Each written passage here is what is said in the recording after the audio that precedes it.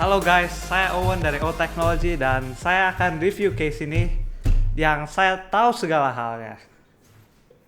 Ya. Sudah, sana saja. Ya, kali ini saya akan mereview casing baru dari Aerocool ini, yaitu Aerocool Ore. Yang saya sudah melakukan unboxing sekian lama yang lalu, tapi baru saya sekarang sempat melakukan reviewnya.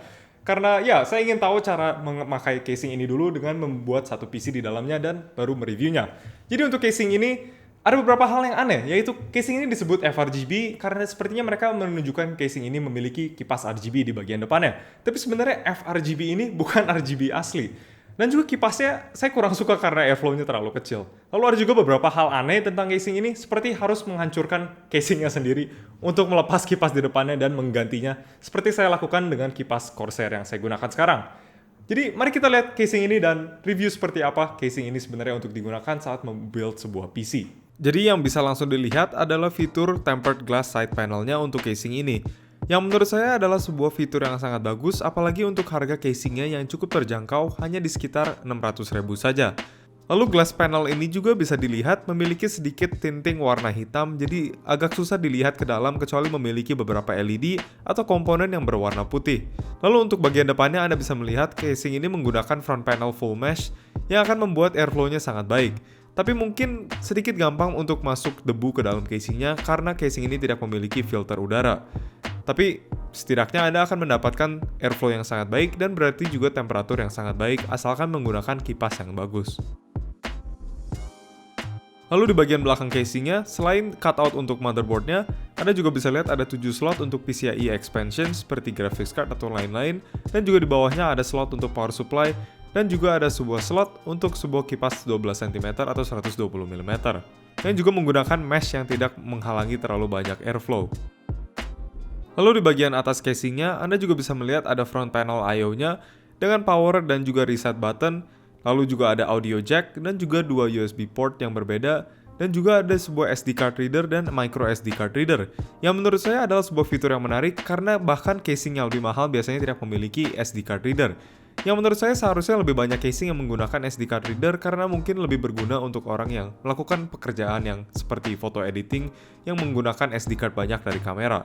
Lalu di bagian atasnya Anda juga bisa melihat ada sebuah cutout untuk kipas 12 cm lagi. Tapi sebenarnya ini bukan sebuah mount untuk kipas sebenarnya kalau saya lihat. Karena sepertinya ini terlihat hanya sebuah vent saja yang memiliki sebuah filter yang magnetik dan tidak memiliki fan mount yang pas dengan kipas 12 cm. Jadi karena itu saya harus menggunakan sekrup pada bolong-bolong ventilasinya, bukan pas untuk bolong mountingnya yang tidak ada. Sekarang di bagian bawah casingnya, bisa Anda lihat ada sebuah ventilasi untuk power supply-nya yang tidak memiliki filter yang benar juga. Lalu di bagian depannya juga ada sebuah ventilasi tepat di bawah hard drive cage-nya yang menurut saya lumayan tidak berguna karena tidak ada mounting untuk kipas di sana. Tapi setidaknya case fit-nya lumayan tinggi, jadi seharusnya ventilasi untuk power supply-nya sendiri sangat baik dan tidak akan terhalang oleh lantai yang terlalu dekat dengan ventilasi power supply-nya.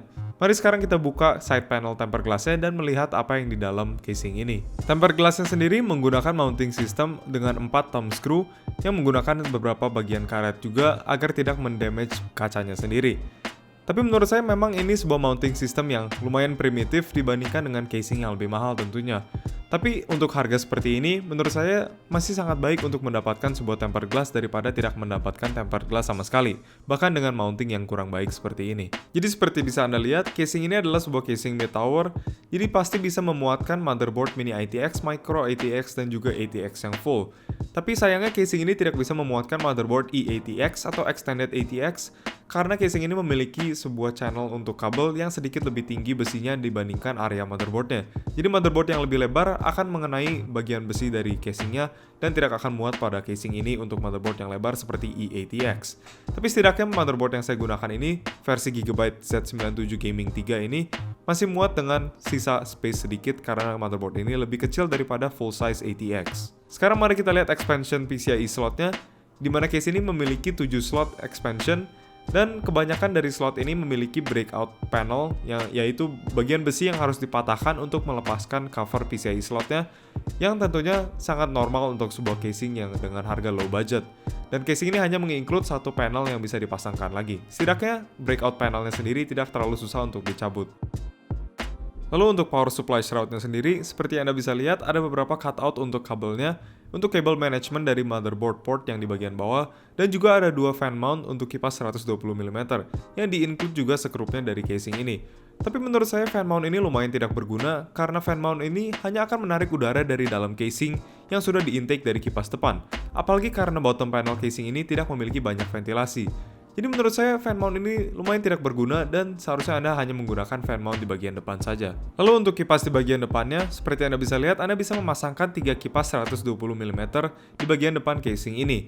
Dan pada kali ini saya menggunakan kipas Corsair AF120, tapi seperti Anda bisa lihat, ketiga kipas ini bisa dipasang di bagian depan casingnya dengan secara normal, kecuali beberapa kipasnya di bagian atas dan bawah hanya bisa menggunakan 2 skru saja.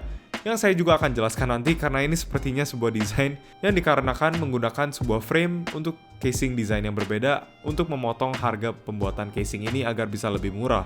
Untuk fan yang di bagian atas, Anda tidak bisa menggunakan sebuah radiator water cooling di bagian sini karena akan mengenai motherboardnya. Tapi untuk di bagian belakangnya, tentu saja bisa dipasangkan dengan radiator 120 mm. Tapi saya sendiri lebih memilih untuk menggunakan sebuah air cooler. Di casing ini bisa dipasang air cooler sampai 155 mm, yang berarti side Mugen 5 ini sangat bagus untuk casing ini karena tingginya pas sekali. Lalu untuk graphics cardnya bisa sampai 371 mm, jadi berarti bisa menggunakan graphics card yang sangat panjang. Dalam hal ini saya menggunakan sebuah graphics card MSI Gaming X RX 570 dan seperti Anda bisa lihat memang graphics cardnya agak sedikit turun ke bawah. Tapi ini bukan masalah dari casing, tapi melainkan masalah graphics card ini tidak memiliki backplate, jadi PCB-nya sendiri sedikit agak ada flexnya. Lalu di bagian depan casingnya seperti Anda bisa lihat ada sebuah mounting point untuk SSD. Dan di sini SSD-nya bisa digunakan di bagian depan atau bagian belakang dari panelnya dan bisa digunakan bolong di bawah SSD-nya untuk cable management. Lalu untuk mounting option hard drive dan SSD yang lain, di bagian belakangnya ada sebuah mounting SSD lagi yang bisa digunakan, tapi area ini memakan tempat untuk kabel, jadi saya tidak merekomendasikan menggunakan ini, apalagi dengan tempat yang sudah sempit di belakang motherboard tray-nya. Lalu di bagian depannya ada juga drive cage yang bisa memasang dua hard disk 3,5 inch, yang seharusnya sangat mencukupi untuk semua gaming system. Dan drive cage ini juga didesain untuk menjadi toolless, jadi tidak perlu menggunakan sebuah sekrup.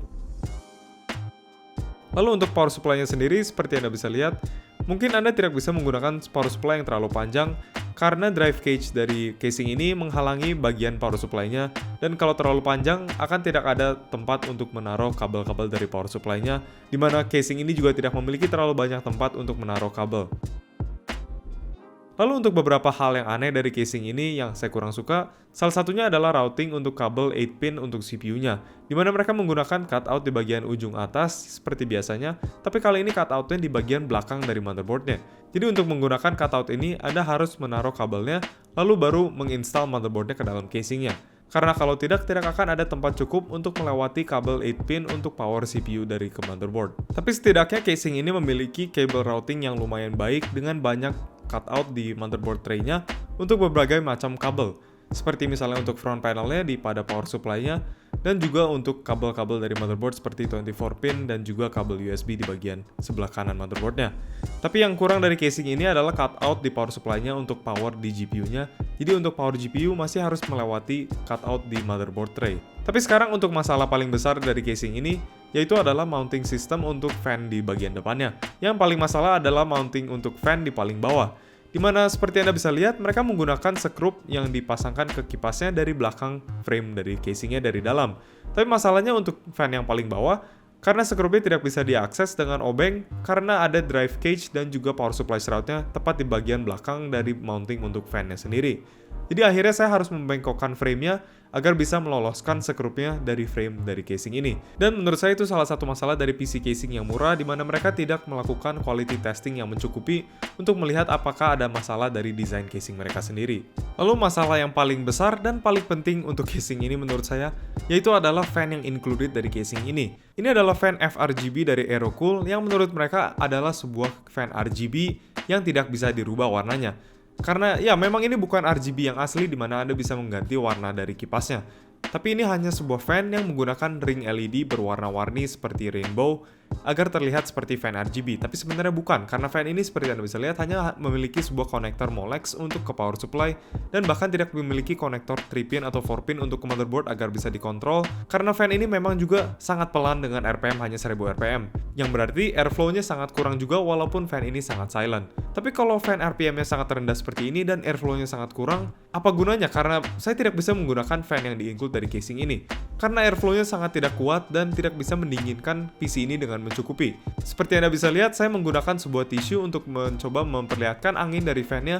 Dan seperti Anda bisa lihat juga, tisunya hampir sama sekali tidak bisa digerakkan oleh fan yang di-include dari casing ini. Ya, masalahnya adalah, ini adalah sebuah casing yang memiliki front panel mesh untuk airflow yang bagus, dan juga memiliki fitur untuk terlihat baik dari RGB yang walaupun palsu, tapi juga terlihat seperti RGB yang terlihat keren.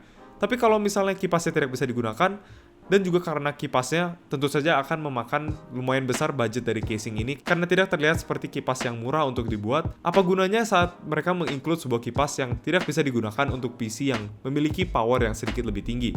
Karena saya harus menggantikan fan-nya dengan kipas Corsair, karena kalau tidak CPU yang saya gunakan di PC ini yaitu i7 4790K Haswell yang saya overclock dan delete, CPU ini mencapai 90 derajat karena di overclock sampai 4,8 GHz. Tapi kalau saya menggunakan fan Corsair hanya mencapai sekitar 70-an derajat. Jauh lebih baik daripada fan yang included. Jadi saya sangat tidak mengerti tujuan Aerocool untuk membuat casing di mana fitur paling pentingnya adalah kipas RGB mereka, tapi kipasnya mereka sangat pelan sekali RPM-nya sampai hampir tidak bisa digunakan walaupun sudah memiliki front panel mesh yang membuat temperaturnya terlalu tinggi. Jadi itulah masalah terbesar dari casing ini.